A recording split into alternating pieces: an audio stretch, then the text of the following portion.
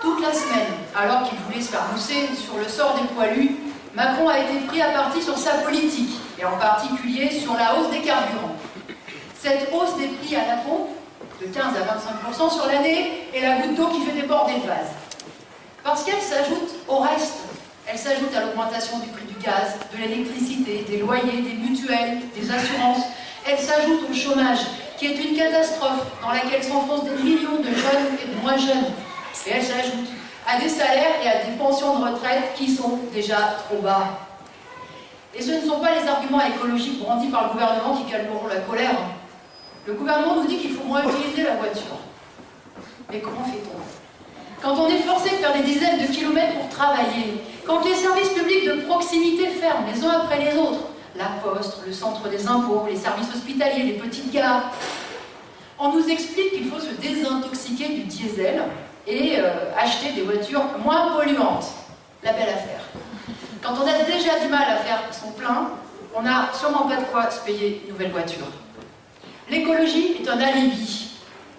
Le gouvernement sait pertinemment que les travailleurs n'auront pas le choix. Tout ce qu'il vise, c'est de nous faire les poches pour pouvoir continuer de faire ces cadeaux aux plus riches. Alors les travailleurs qui veulent exprimer leur colère, eh bien, ils ont tout à fait raison de le faire.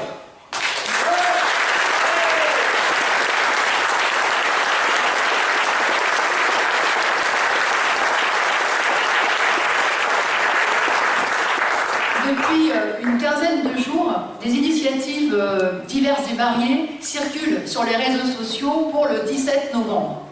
Ici, il s'agit de bloquer une rocade, là, d'un rassemblement devant une raffinerie. Ceux que l'on appelle les professionnels de la route, les patrons routiers, les patrons du BTP, les artisans taxis, sont vent debout. Et on les retrouvera sans doute à la tête de cette fronde.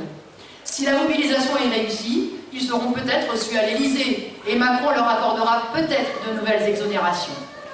Mais si les travailleurs veulent se faire entendre au milieu de tout cela, eh bien il faut qu'ils mettent en avant des revendications correspondant à leurs intérêts.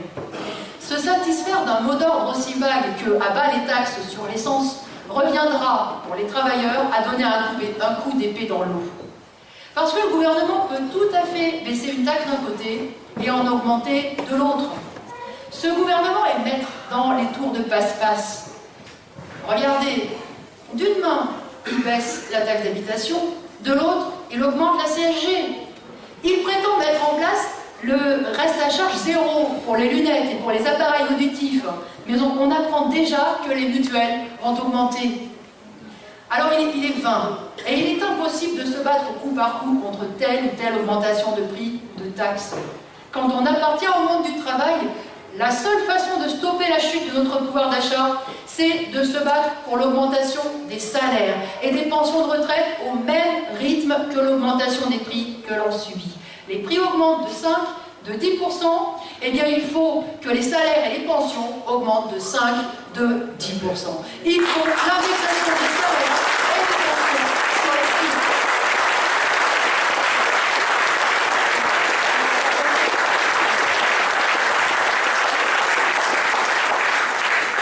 C'est une revendication d'autant plus légitime que les salaires et les pensions sont bloqués depuis des années à des niveaux trop bas.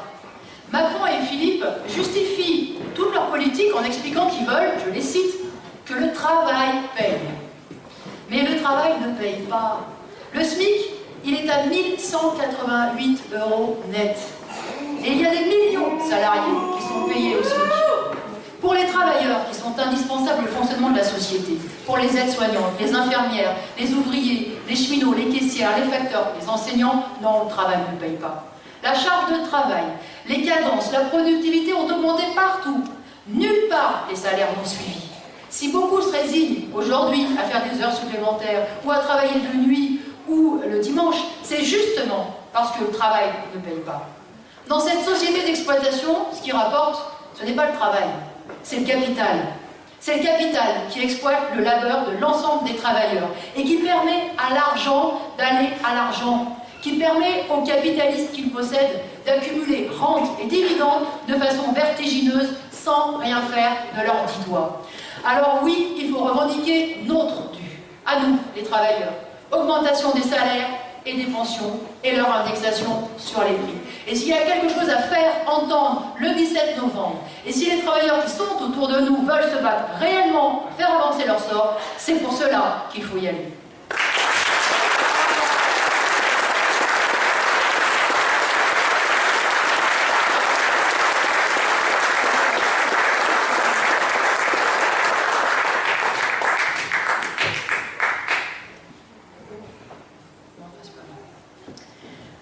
La CGT, comme les autres syndicats d'ailleurs, met en garde contre le danger d'une récupération de ce mouvement du 17 novembre par les petits patrons anti-taxes et par l'extrême droite. Et elle refuse centralement de prendre des initiatives pour le 17 novembre. Évidemment, aucun militant ouvrier ne souhaite tirer les marrons du feu pour le patronat et être instrumentalisé par leurs ennemis politiques, l'extrême droite. Mais au lieu de déserter le terrain de la protestation, ce devrait être une raison supplémentaire pour proposer une politique de classe pour les travailleurs. Parce que tant qu'il s'agit de tirer à boulet rouge sur Macron et sur le fisc, tant qu'il s'agit d'une mobilisation un samedi, que cela ne pénalise pas trop le patronat, c'est sûr, l'extrême droite peut soutenir le mouvement. Mais ce n'est plus le cas.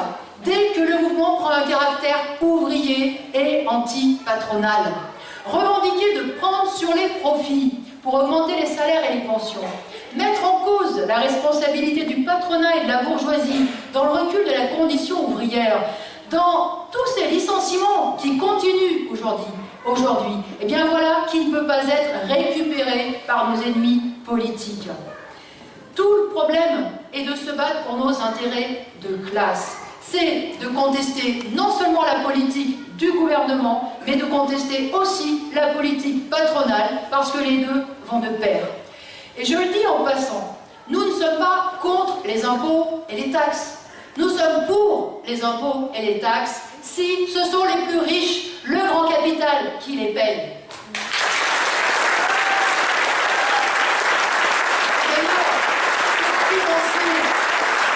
Pour financer sa prétendue transition écologique, eh bien le gouvernement n'a qu'à aller puiser dans les super profits d'un trust comme Total.